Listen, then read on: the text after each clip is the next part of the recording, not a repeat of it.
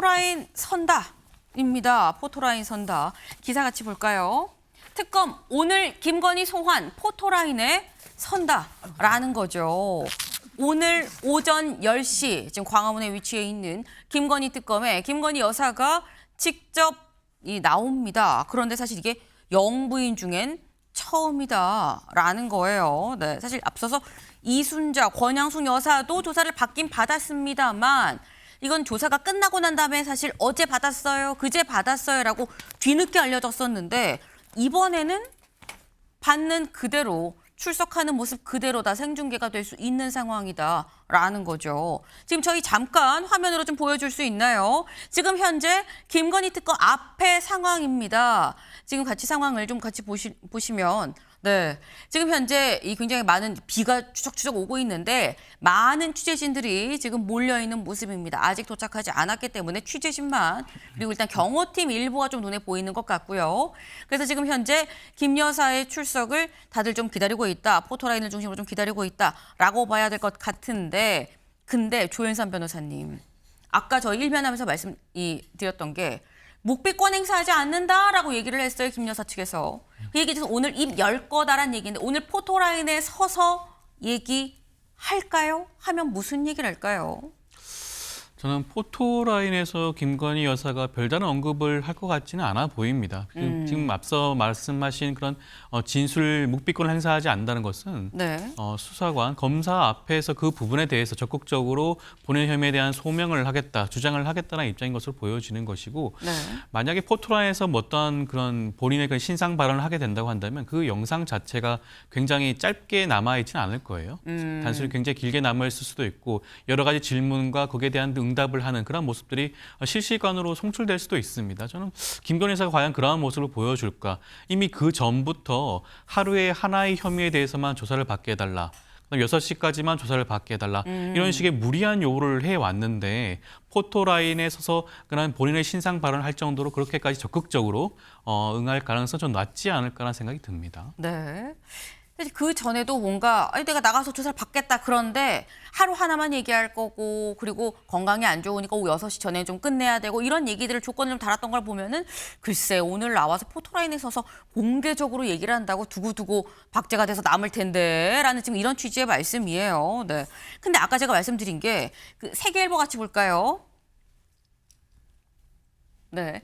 김건희 오늘 소환 김 묵비 없이 소명입니다. 근데 사실 많은 분들이 생각하는 게 그래 포토라인은 뭐 차차하고라도 아니 지금 윤석열 전 대통령은 구치소에서 안 나온다고 하는데 불러도 여러 번 불렀는데 안 나왔는데 김 여사는 굉장히 묵비권도 행사하지 않고 나 오늘 다 얘기할 거예요 라고 적극적으로 임하고 있네.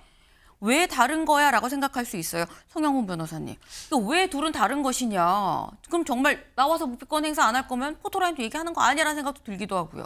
돋보기로 보면 네. 윤석열 전 대통령의 조사받는 태도와 김 여사의 예상되는 조사받는 자세가 다르다고 보기는 어렵습니다. 왜냐하면은 윤 전 대통령도 본인에 대한 구속영장이 청구되기 전에는 특검에 출석했을 때 물론 중간에 조사가 중단되는 상황도 있었다고는 하지만은 어쨌든 진술 거부권을 행사하기보다는 조사에 적극적으로 임했습니다. 그리고 조서도 대단히 꼼꼼하게 검토를 했다고 알려지고 있죠. 마찬가지로 지금 김 여사도 본인에 대한 구속영장이 청구되는 등의 신병 처리가 있기 이전이지 않습니까? 그렇다면은 조사는 나름대로 받는 모습을 보여주면서 최대한 구속영장 청구 가능성을 낮춰보려고 애를 쓸 가능성이 있습니다. 그런 점에서는 본질적으로 다르지 않다고 보이고 그렇기 때문에 만약에 특검이 이런 부분을 감안한다면 네. 수사의 효율성을 고려해서 신병 처리 시점도 고민을 할 것으로 보입니다. 즉 혐의가 16가지나 되는데 네. 오늘 조사할 수 있는 시간도 본인이 밤 9시 이후에는 조사받지 않겠다고 하면은 오전 10시부터 밤 9시까지 아니겠습니까? 식사 시간, 휴식 시간 등등을 빼면은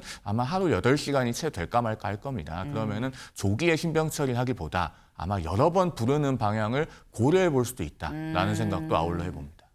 지금 말씀은 지금 생각해 보세요. 윤석열 전 대통령도 구속되기 전까지는 상당히 적극적으로 임했습니다. 라는 말이에요. 지금 김건희 여사도 구속영장이 청구되지 않도록 그 전까지는 상당히 그래도 적극적으로 조사에 임하지 않겠느냐라는 말씀인 건데 말씀처럼 지금 혐의가 상당히 많습니다. 16개 혐의예요. 여기다 더 추가될 수도 있다라는 건데 저희 그 혐의 나와 있는 그래픽 같이 볼까요?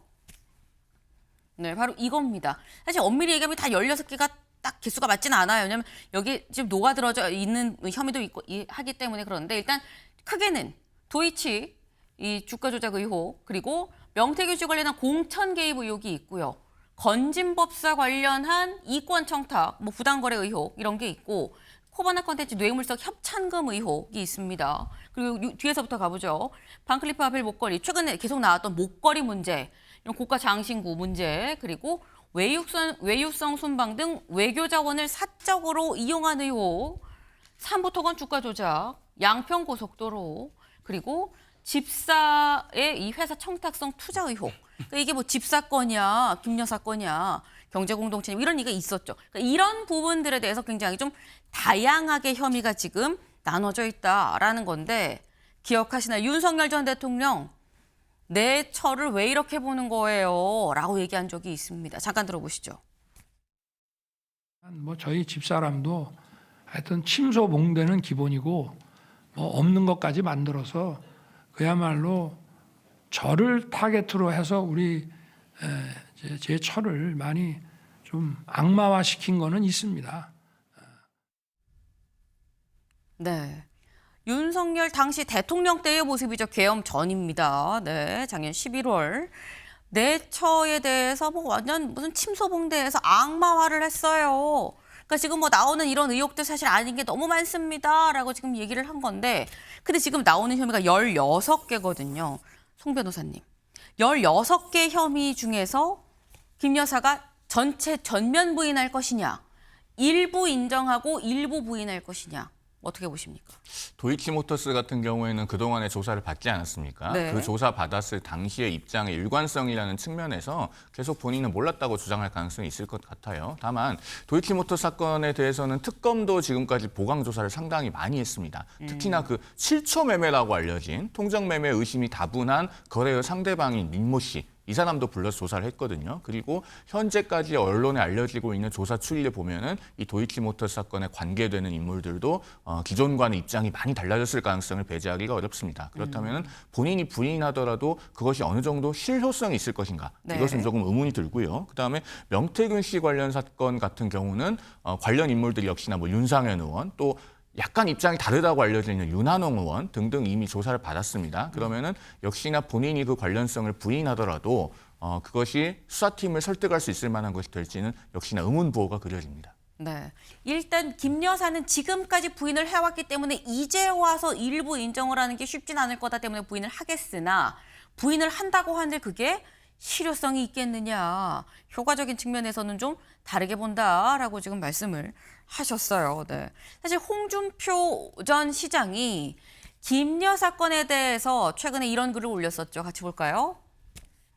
윤통에 대한 특검 수사는 충격파는 그리 크지 않을 거다. 이미 국민들한테 다 흡수가 됐기 때문에. 근데 김 여사의 특검 수사는 앞으로 국민들한테 큰 충격이 될 거다. 왜냐? 이 우크라이나 전쟁 재건을 미끼로 한 주가 조작은 상상을 초월하는 국정농단 아니냐라고 얘기하면서 전쟁 중인 나라에 예정 없이 방문하고 언제 끝날지 모르는 전쟁터에 특정 기업을 끌어들여서 주가 조작을 도왔다고 한다면 그렇다면 천인공노할 국사범이다라고까지 얘기를 지금 했습니다. 이런 걸 보면 이 조 변호사님 지금 이 우크라이나 재건 사업을 갖고 이렇게 얘기한다는 거 이건 국사범이다. 그러니까 홍준표 전 시장도 검사 출신이거든요.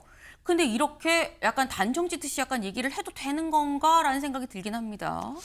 지금까지 나와 있는 여러 가지 사정들이라든가 보도 내용을 살펴보게 되면 전 홍준표 전 시장이 충분히 할 수 있는 그런 말이 아닌가 생각이 들고요. 때로는 사실은 홍준표 전 시장이 맞는 말씀을 간혹은 하세요. 그런 측면을 살펴보게 되면 굉장히 엄중한 국사범이라고 할 수가 있겠죠. 지금 알려진 대로 살펴보게 되면 삼부 토건의 주가를 띄우기 위해서 국가를 수단으로 하여 국가가 동원된 사례 아니겠습니까?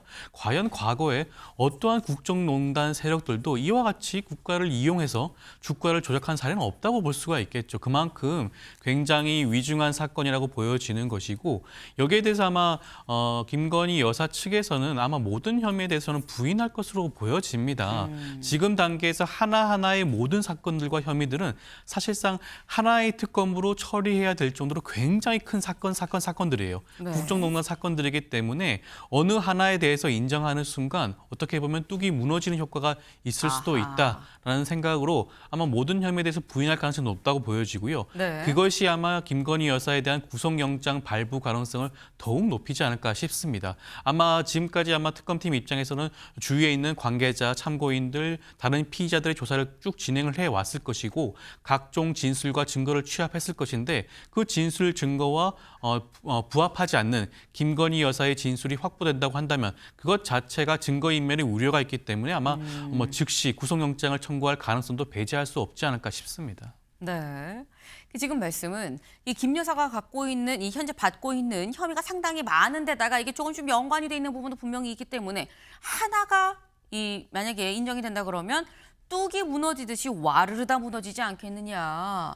그렇기 때문에 만약에 그런 상황까지 간다 그러면 신병 문제, 구속영장을 청구하는 문제도 좀 더 실이 좀 앞당겨질 수도 있겠다라는 말씀을 지금 하셨습니다. 지금 9시 5분을 넘어가고 있죠.